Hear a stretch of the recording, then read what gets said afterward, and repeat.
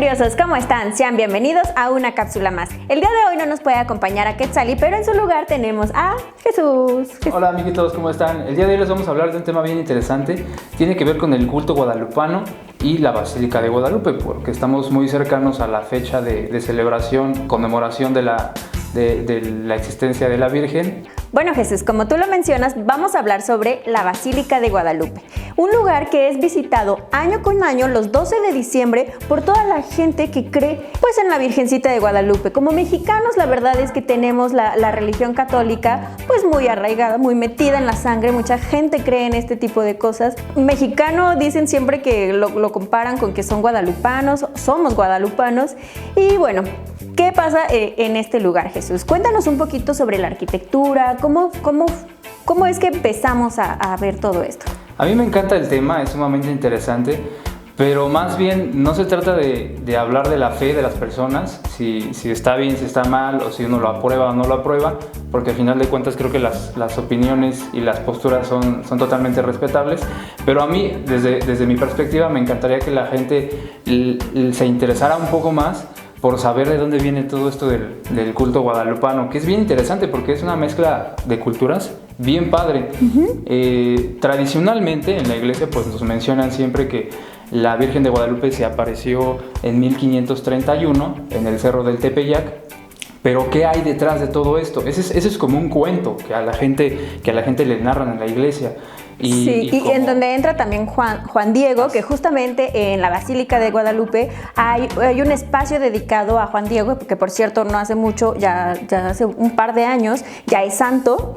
Sí, es un cuento en el que hay varios protagonistas, entre ellos, como bien dices, Juan Diego, su tío, inclusive, su tío de Juan Diego fue parte de la historia, y Fray Juan de Zumárraga, que fue el primer arzobispo de México, que fue quien recibió a Juan Diego, a quien por petición de la Virgen, de acuerdo a esta narración, le lleva un montón de rosas que recoge del Cerro del Tepeyac y aparece en su tilma impresa la imagen de la guadalupana, que también de acuerdo a la tradición pues es la imagen que está en el cuadro central de la actual Basílica de Guadalupe, y es esa imagen que tiene pues toda esta carga simbólica tan especial que miles y miles de fieles, quizá millones de fieles al año, van a visitarla, no nada más el 12 de diciembre, sino a lo largo del año se hacen distintas procesiones, aunque por cierto este año va a ser diferente, va a estar cerrada en estos días. Del 10 al 13 de diciembre estará cerrada la Basílica de Guadalupe, pero eso no impide que muchas personas ya estén visitando a la Virgencita en su casa. O sea, ya están yendo, muchas peregrinaciones de hecho ya están llegando. Sí, al final de cuentas se vuelve un rasgo cultural más de esta ciudad. ¿Sí? No lo podemos dejar de lado ni negarlo, por supuesto. Tantísima gente que llega, no nada más de México, sino del extranjero también. Pero vamos a ahondar un poco en esta historia. ¿Qué pasó? ¿Por qué? ¿De dónde viene este cuento? Bueno, resulta que ya haciendo un poquito de investigación histórica, resulta que el cuento de la guadalupana no tiene origen en el siglo XVI, en 1531, cuando la iglesia nos dice que se aparece la Virgen, sino más bien empieza a hacerse reconocido en la población y dentro de la Iglesia Católica Mexicana por ahí de mediados del siglo XVII. Estamos hablando de entre 1640 y 1650, aparecen una serie de textos que aparentemente las personas que encabezaban la Iglesia Católica en aquellos años deciden tomarlos como estandarte, como bandera, para reformar o reformular el culto católico y atraer un poquito más de fieles. Entonces ellos sacan un texto antiguo, presuntamente escrito en el siglo XVI, en el que se narra toda esta historia de la guadalupana, que si ustedes quieren consultarlo, está muy padre, se llama Nican Mopogua. Está escrito en náhuatl y en español, y ahí les cuentan con lujo de detalle, para que no se los cuenten en la iglesia, ahí les cuentan todo perfectamente bien, día a día, cómo ocurrió, de acuerdo a esta historia, la aparición de la Virgen, que por cierto fueron 4 apariciones, no fue una. Fíjate que esto es un dato que yo no sabía, porque según yo habían sido solamente 2. La vez que se le aparece al tío de Juan Diego, la vez que se le aparece a Juan Diego y le pide esto, no es cierto, fueron 3. Y la vez que Juan Diego pues regresa y le dice que no creen que ya se le está apareciendo. Entonces, ¿cuál es la cuarta ocasión?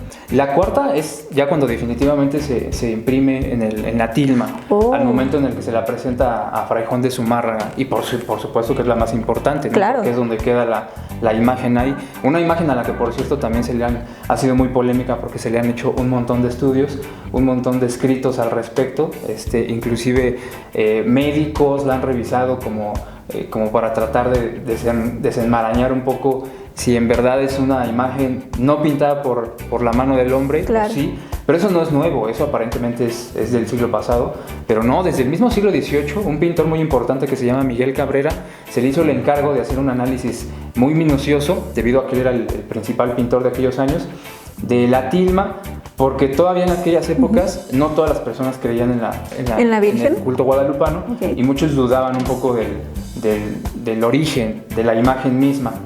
Al final lo que Miguel Cabrera concluye es que hay que admirarlo como la maravilla que es, como una gran pintura y una enorme fiesta que se hace alrededor de la guadalupana. A mí me gustaría que la gente conociera un poco más de esta historia, aparte de sus creencias, que es muy respetable por supuesto. Y nos quedábamos en que en el siglo XVII, cuando salen estos textos, todavía muchísima gente no pensaba que fuera verdad lo del culto guadalupano. Es hasta el siglo XVIII, por ahí de 1737 más o menos, cuando una gran epidemia asola a la Ciudad de México, la devasta completamente, y la mayoría de los mexicanos de aquel entonces deciden rendirle tributo a la guadalupana o pedirle para que cese la epidemia y las muertes. Yo creo que se les está haciendo algo muy familiar, ¿verdad?, con lo que estamos viviendo ahora. No es nuevo, esto ha pasado toda la historia de la humanidad. Y aparentemente, por intersección de la guadalupana, mucha gente le atribuye que a su intersección milagrosa van bajando el número de contagios y de muertes. De verdad que les parece muy, muy familiar. Claro, y es que la fe siempre es como muy importante en la sociedad, en la cultura, porque ya sea que eres católico, cristiano, judío, cualquier religión que profeses, pues la gente va a ver a alguien a quien le vaya a pedir. Así es, y justo en esa época fue cuando finalmente apareció el boom de la guadalupana, y la mayoría de la población en estas tierras decidió finalmente nombrarla inclusive su patrona, la patrona de la región. Hoy en día todavía se le conoce como la patrona de México. Se volvió súper importante el culto. Claro, lo que nosotros conocemos ahora es una mezcla de lo que pasó entre el siglo XIX y el siglo XX. También hay que reconocer que a veces se desborda mucho toda esta cuestión mercantilista alrededor de la guadalupana. No está nada agradable, por ejemplo, que el día del 12 de diciembre todas las calles aledañas a la Basílica de Guadalupe terminan siendo un cochinero horrible, ¿no? Sí, mucha gente que llega de otros lugares justamente para visitar a la Virgencita y que traigan a las mascotas y las dejen abandonadas. Señores, no hagan eso. O a los niños. O a también no me ha tocado, pero... Sí está hay cosas bastante lamentables que ocurren en la actualidad. Claro. Más bien yo creo que la gente tendría que informarse un poco más, seguir disfrutando de su fe y de su culto guadalupano. Claro. Y conocer, como habitantes de la Ciudad de México, ¿por qué no también conocer este lugar? Aunque no seas creyente, para reconocer la Basílica Antigua, que es preciosa, una edificación del siglo XVIII, y la Basílica Nueva, que es de los años 70, del siglo XX, que es donde actualmente se le rinde culto a la guadalupana. Y es que como nos gusta hablar en tu sección de Estás Viendo y No Ves, o sea, los secretos que hay en las paredes de la arquitectura de los lugares en los que está México. O sea, la Basílica de Guadalupe no nada más es como este lugar para las personas que tienen mucha fe, sino también a mí me gusta mucho ir a las iglesias porque son lugares en donde puedes encontrar mucha historia. O sea, son pequeños museos y la Basílica de Guadalupe no se queda atrás. ¿Nos podrías platicar un poquito sobre esto? Sí, aparte de visitar el enorme atrio, que es el patio gigantesco que recibe a todos los fieles, lo primerito que tienen que visitar es la Basílica Antigua, que está justamente llegando enfrente. Es el edificio donde antiguamente se alojó en el siglo XVIII la tilma pintada de Juan Diego con la imagen de la guadalupana, que por cierto es una pintura del siglo XVI, también muy bonita. Y no pueden dejar tampoco de pasar a echarle un ojo, por supuesto, que a la Basílica Nueva, que es del siglo XX. A muchos no les gusta porque inclusive piensan que parece una especie como de carpa de circo. Bueno, no lo voy a negar, sí parece, pero el espacio monumental gigantesco está muy bien diseñado para alojar a una enorme cantidad de fieles, y creo que ese es uno de sus más grandes valores.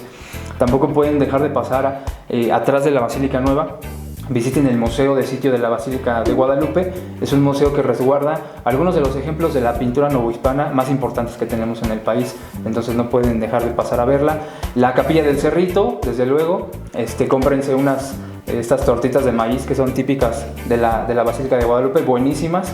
Y bajando, visiten la iglesia del Pocito y el antiguo convento de Capuchinas también, que está por ahí cerca. A un lado del convento de Capuchinas, de hecho, también está la capilla del siglo XVI, donde originalmente pusieron en una primera instancia a la guadalupana, bueno, la imagen de la guadalupana, y presuntamente ahí están enterrados los restos de Juan Diego y de su tío también, que fueron parte de toda esta historia de la aparición de la Virgen de Guadalupe. Claro, y son personajes muy importantes en la historia de la Basílica y de la Virgen de Guadalupe, porque sin ellos seguramente no estaríamos contando esta historia. Así es que independientemente de su fe, traten de conocer un poquito más acerca de toda esta historia tan apasionante. Les recomiendo mucho el libro de Edmundo Gorman, que habla acerca del culto de la guadalupana, y sigan disfrutando de su inmensa fe, conozcan su ciudad como habitantes de la Ciudad de México, traten de verlo con ojos de antropólogo, o sea, como que revisen qué pasa, cómo se comporta la gente, qué venden. Esos ojos curiosos, esa curiosidad como la que nos transmites en tus cápsulas de los edificios, de ver qué oculta, qué historia tiene, qué historia guarda, qué pasó ahí hace mucho tiempo. Y si a esto le agregan que pueden probar todo lo que venden de comida, pues todavía mejor, ¿no? O sea, está más a gusto visitar así la basílica.